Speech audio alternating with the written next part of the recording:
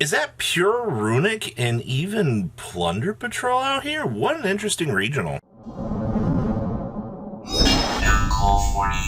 Don't beg 30% of you that have not smashed the ever-living crap out of that subscribe button. Smash it so you guys don't miss out on more awesome content. For this regional breakdown here, Despia was in full swing. Now, I actually kind of find this interesting. Anytime that we see Despia kind of take a lead over, Kashtira being like the two decks that have been competing with each other for dominance as late. But what's very interesting about this is there's no Kashtira at all in presence of this top cut, which means that players are kind of testing around here and seeing that other ideas are actually present here. Now, winning the event was actually Runic, which is, once again, so very interesting to me that you see these different ideas coming to fruition here, and more players that kind of give consideration to some of these ideas here and see what they're doing. It's kind of interesting. We also had one Math Mech deck in the top cut, so your standard OTK machine, as per usual, doing its thing. We also had one Plunder Patrol deck. Now, Plunder has actually kind of made some interesting laps out here on the regional circuit. It's been a deck that has kind of stuck around here and kind of proved to us that, hey, I'm still a viable competitor out here. I can still do things, and that's really good. We also had one Sprite Duelist step up to bat here as well, also still once again showcasing that Sprite is still doing amazing things out here. The fact that Sprite still maintains its position on adaptability between all of the versions of the deck that it has going for it is really cool. And we also had, now this is the kicker here, we had an Eldlich variant actually show up, sporting off some of the ideas that you can use some of the newer cards here to set up some of your trap cards and actually devastate your opponent. I don't think we've seen a lot, or if any, Eldlich success out here, but I like the ideas that this list is trying to bring to the table. Let's check out some of these top deck lists. Winning the event here was none other than pure, good old-fashioned Runic, sporting off Manaus in the main deck here. So as per tradition out here, you've definitely seen a lot more Amato Awado as of late than some of the other variations. Of course, we're still sticking to the triple Messenger of Peace here, and of course triple Rivalry, triple Skill Drain, and triple copies of There Can Only Be No Fun Allowed for the opponent. And we are playing Desires in this deck, which I actually like. I've been a firm believer in this card. I mean, yeah, you banish 10 from your deck, yeah, Diabolsis does exist, but this deck didn't have to worry about, the downside to some of the more unrealistic cards that can hurt this deck.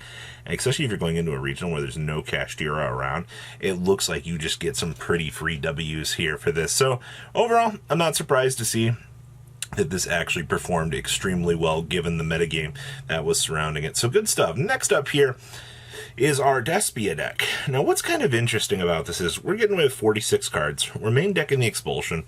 We're playing the Crossout Designators in the main here. Now, I will say that I do think the Crossout Designator has become more of a mainstay as of late in this deck, because Despia needs a way to stop whatever issue card that the opponent's throwing at them.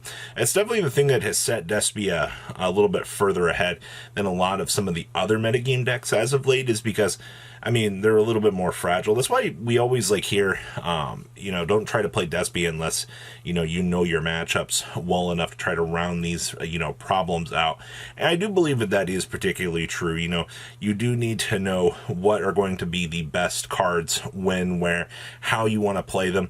But once you figure out the appropriate matchups, I feel like this deck becomes infinitely better. So ratios look very, very standard. Next up here, we have the power of Math Mech. One equation, one superfactorial, no induction on this list, but we are playing a Signet Conflict in here to search off of the microcoder, which actually gives this deck a negate. Now, to be perfectly honest with you, you don't have to play the splash package of that.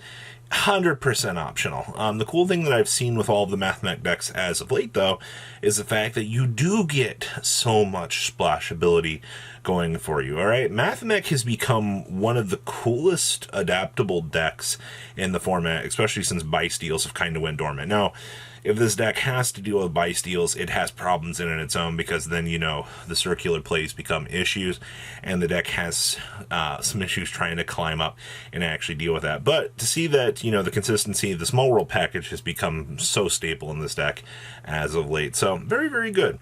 Next up is Plunder Patrol.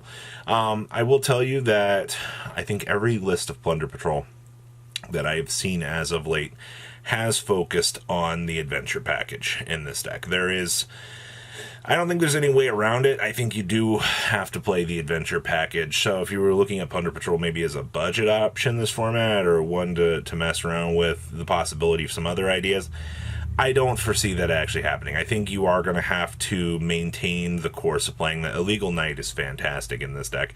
I will say this deck was playing Droll and Lockbird, which is a little bit of a shocker. It is kind of nice to see that Droll is getting some value here. I guess it depends on the matchup for you to maximize and get the best value out of it, but not all that surprised. To be perfectly honest with you, for the rest of what we're doing for this deck, feels very standard. You don't get when I say standard, I mean it. If you look at all the other lists, they feel the same. All right, next up is Sprite. I see that we are playing the Dark Beckoning Beast package in this deck, which I think is okay. One thing I will say about Sprite, in terms of its developments and so forth, is like, whatever sub package you decide to throw into the deck, it's probably going to work out for you. There's not a lot of cases where you don't tend to see the deck not really work, especially you're on 41 cards. That's not much of an issue. You have Thunder King Ryu is built in, or you have a Thunder King Ryu down the side. We're not playing Tetsui Rat Newman, which is fine. We're citing the double cross as well, so we do have access to that. And we're actually playing one Drus Worm, double DD Crow. So I guess if they do run into one of those matchups that doesn't really feel like it's going to be super strong, you can go ahead and kind of adjust for that. So kind of a lot of interesting ratios and choices here to make for this. So I do like, once again, what we're seeing for this. It's pretty developed. I do like the Dupe Frog in there. Next up here, we have another Despia deck. Holy moly, man. Now, this one's 40 cards, and we are playing the Cartesia. Did the last list we had, did it play Cartesia? Yes, it did. Okay. I was going to say, I don't know why you're trying to play Despia right now without blazing Cartesia. I do, once again, like the fact we're on 40 cards. We're actually main decking double Super Poly, and we're actually citing Summon Limit down there. That's something that you don't tend to see, I guess, a lot of right now in the format. Besides, like, Eldlich being the only other one I think would want to really test out the waters with Summon Limit. The fact that you do get these particular power cards to kind of detour the opponent is really good. And also, Gold Sarcophagus in this deck, just an absolute monster. There have been builds that have not tested out the power of that so far, but I do think that it has been by far one of the better options. Of course, Branded Expulsion being one of the better cards that we have Despia having access to at the point in time, but overall, looks, once again, standard. We are doing Saronir for the dump, though, so good stuff on that. Next up here, we have another Despia list. Holy moly, another 40-er. Okay. I do see, once again, the Dragoon package. Dragoon has just been the mainstay for this deck. Nothing's challenging it. If you're trying to play this deck right now, I think you have to play Dragoon. We are playing the Foolish Burial. That's kind of cool. Double Ash, triple Nibiru. I guess the thing that sets, these decks apart is like the lack of crossout Designator, but as we saw in terms of the more successful variation on up at the topper end here, that they were playing the crossout. So, of course, you're still going to be playing the Gimmick Puppet down here. If you notice, Raw's Disciples fallen out of the format. Instead of, trying some of the other shenanigans, the Gimmick Puppet has just become the go-to right now. Just hand it to your opponent can't play the game. Just call it a day. Like, that's the whole big advantage to playing such an unfair little package in the deck. So everything pretty much has worked out for the most part here. I still continue to love this deck. And then we have our Eldlich variant here playing some of the new Gravekeeper good stuff in here, or the new support for traps from the latest set, which is kind of cool, actually. I do see that we are playing Eldlich the Golden Conquistador in here with Super Polys. Why not? I mean, you have room. See that we're actually playing two Fossil Dyna down in the side deck as well, triple Inspector border. So everything that you're used to seeing with your standard Eldlich No Fun Allowed deck, all once again kind of wrapped up here with a nice little bow so you can, well, be successful with it. So the ninjutsu art of traps. You gotta love to see it. So it's incredibly amazing still. So what do you guys think about this breakdown? Please leave a comment down below, tell me what you guys think, and I will see your beautiful faces back here later in the day, guys. Peace. Patrons, thank you.